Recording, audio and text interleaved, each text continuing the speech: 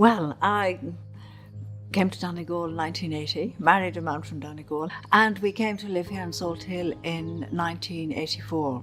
Salt Hill is one of those it's in a wonderful location, overlooking the sea, and there's a big yard at the back, but what really fascinated me, a garden.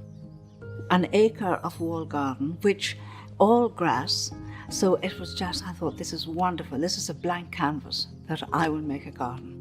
And I drew it all out with a spade, so it took many years to actually get to what I have now. But that was my intention. I came from a very strong gardening family, especially on my late mother's side. So biodiversity to me was, well, that was the natural thing. I don't spray, might use a few slug pellets and that's it. So I think I was brought up with this companion of planting. And I was looking at the word biodiversity, and I think it actually then should evolve into a symbiotic process where nature, plants and animals, they should all live together in a companionable way. And that is the next stage, I think, from biodiversity.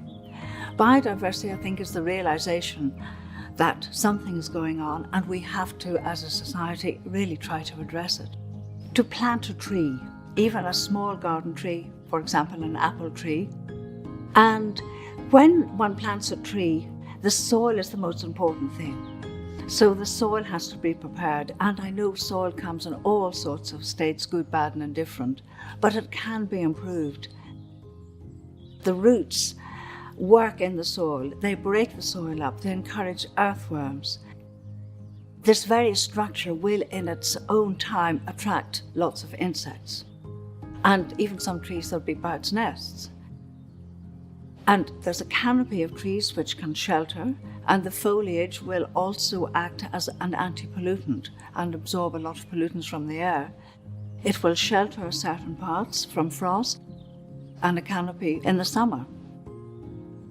And the leaves then can be used in compost. And in gardens where people haven't gardened very much, making compost in a natural way is another great way. So I think a tree is a very good example of one particular plant that will encompass so many different factors together. I think to try and plant plants that are maybe perennials, because they will last. Annuals have a place, but maybe to develop an area with more perennials that continue year after year. And if there's a small space and even a lot of hard landscaping, try to maybe soften the landscape a little bit. Try to plant some type of tree or shrub. And look, there are a lot of plants that encourage insects. There's a wonderful plant called Symphytium, and it's a ground cover, so it does help to keep the weeds down. But most importantly, it flowers in the month of February. And the bumblebees, especially the solitary bees, for the last 20 years, I've been watching the bumblebees in about the third week in February, and they're out and they're feeding from the nectar from this.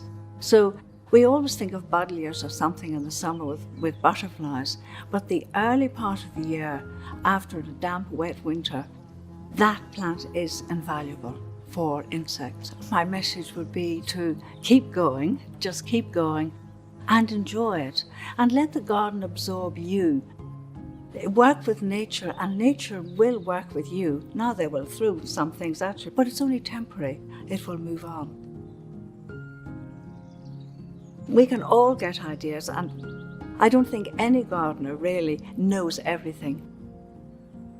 When we go away anywhere in Ireland, I love to go and look at other gardens. I'm always finding a new idea or an inspiration. I think, gosh, I know what I could do with that corner.